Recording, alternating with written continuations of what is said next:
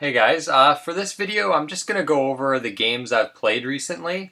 I've got 5 of them here. There's one I haven't finished yet, I'm playing it right now, but there's 4 Gamecube games actually that I've finished in the past, it's probably over the past couple weeks. So I'll just, go over the games, tell you what I thought about them, and maybe if you should try them out or check them out if you haven't played them already.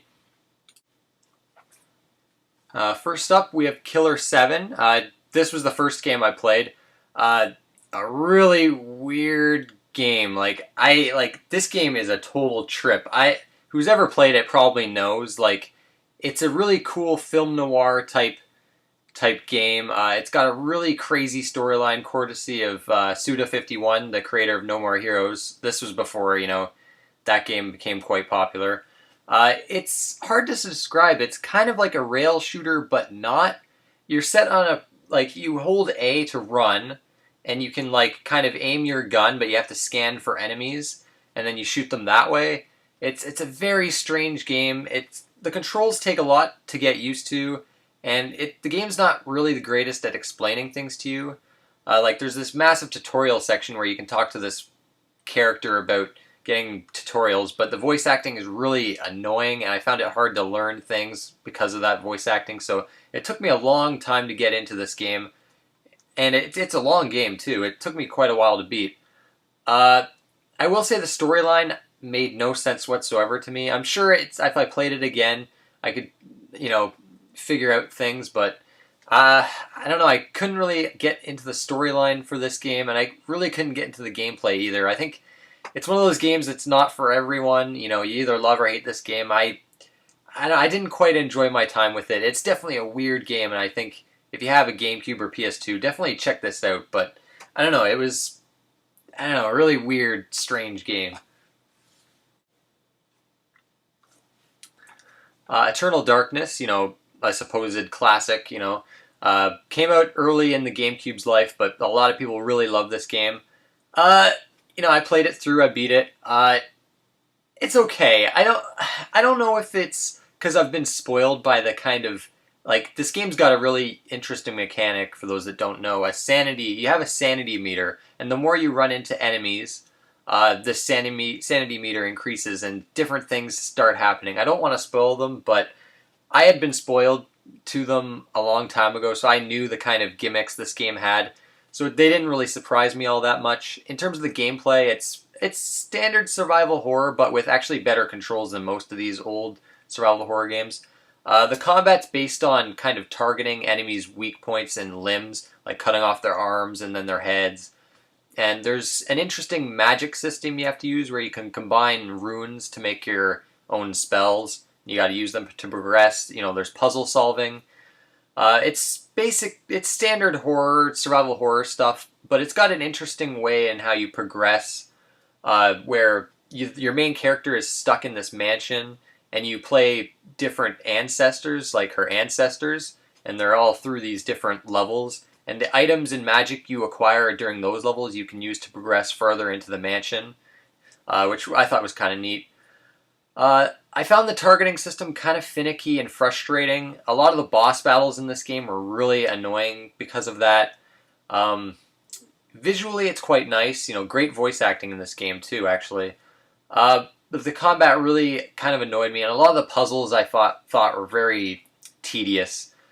Survival horror games aren't really my bag, so maybe that's why I didn't like this as much as some people. If you're into survival horror games, though, this is definitely one to check out. But I only thought it was okay. Starfox Adventures. I really liked this game, actually. It's long. A lot of people, it's Star Fox. It's not really Star Fox. That's the people's complaints with this game. It was done by Rare. It was actually their last game for a Nintendo console, and one of their last great games, I think. It does have some rail shooter parts, like in the old Star Fox games, and they're fine, but the majority of this game is kind of like a Zelda-esque exploration-based game with a lot of puzzle solving. It's a really well-designed game. A lot of it's really fun. Sometimes it's boring, and the combat is pretty lousy. It's basically you're just mashing the A button, and that's literally all there is to the combat, so that kind of sucks. But I found a lot of the puzzles really neat, and there's just a lot of really creative ideas in this game that I really wasn't expecting. You know, the visuals hold up extremely well. Like this game looks better than a lot of Wii games I've played, which is pretty good, pretty crazy. The music's fantastic too. It's actually got a bit of a perfect dark vibe to a lot of the tracks, which I thought was really cool. Of course, this game, wasn't supposed to be a Star Fox game. It was originally going to be called Dinosaur Planet. So I don't know. I think this game gets kind of a bad rap for being having the Star Fox name, even though it's not really a Star Fox game. Definitely, if you have a GameCube, check this game out. I really enjoyed it. And I just recently finished this sucker. This is a huge game. They took me around 49 hours, I think, to beat it. A massive JRPG. For those that don't know, this game's actually got a card-based battle system, which I'm not normally into, but in this game it works really well. There's a lot of strategy involved. And these cards that you get, you can acquire them all throughout the map. You can use them actually to solve puzzles in the game too. The whole game is based around these cards called Magnus.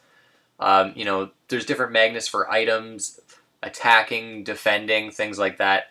I won't go into the battle system too much, but it's really fun. The storyline's great. At first it's kind of, I don't know, it's not so great in the beginning, but towards the end it gets really good. Same with the characters. They're not the greatest in the beginning. The main character's kind of a jerk in the beginning, but at the ending he's really good.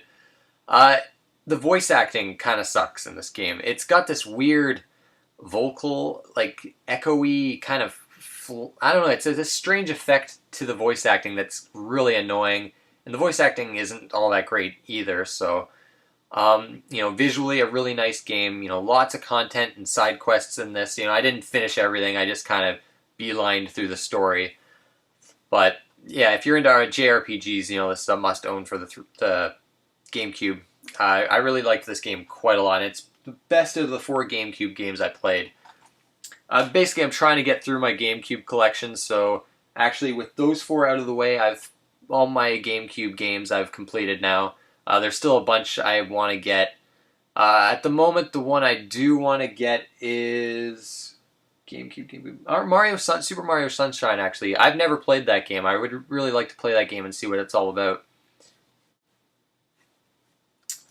And this is the game I haven't finished. I'm about 30 hours into it now, Lost Odyssey.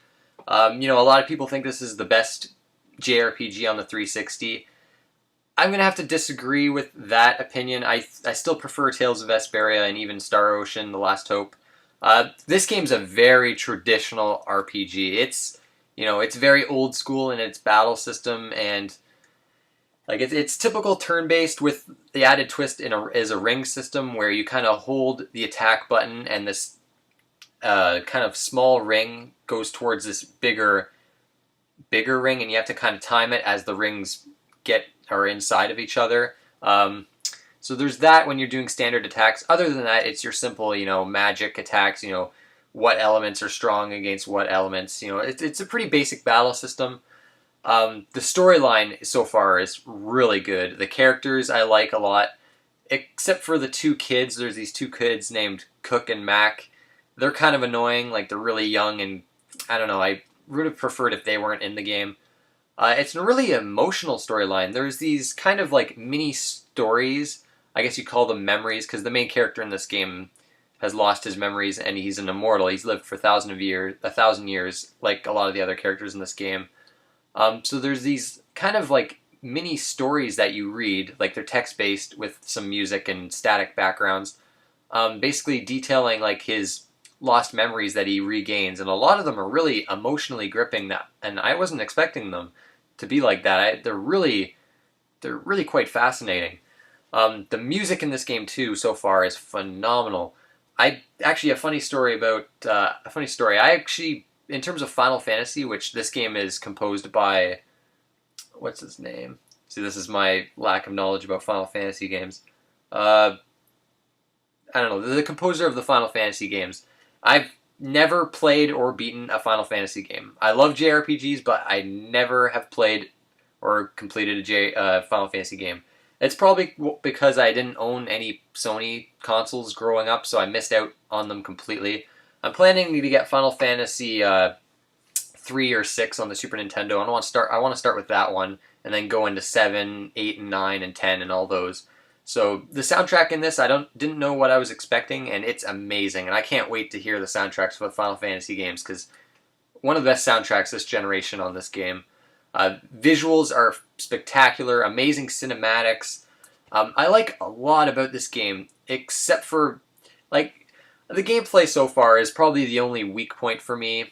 It's got random encounters, which I'm not too big on, and kind of hampers my enjoyment of the exploration, because there's actually a lot to explore in this game. It's a linear game, but there's a lot of side quests, and you can go back to certain points way back in the game. So overall, I'm really enjoying this so far, and I'll definitely be doing I think I'll be doing a game discussion on it once I finish it. I've heard this game's long, so I reached Disc 4. I'm just at the beginning of Disc 4, because it has 4 discs. So we'll see how close I am to the end. So that's basically what I've been playing, still trucking along on Lost Odyssey. After that, I'm still not sure what I'm going to play. I have a few options here I'll just show you. So I'm in the mood for a PS1 RPG. So I've got a few here. I've had them for quite a while, I just haven't started them. They all seem really great.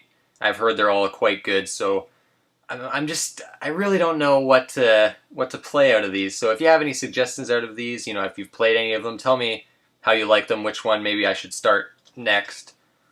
First, we've got Grandia. I've heard great things about this game. I've heard it's got an awesome battle system, awesome storyline, great characters. I really want to start this. This looks really fantastic. So there's that. Suikoden. I've never played any game in this series, so definitely want to start with this one. Yeah, like Grandia, this also looks really good. It's always been one of those games I've always wanted to play and just haven't. Because like I said before, Sony consoles, I didn't have them growing up. Now I do, so now's the time to get into these games.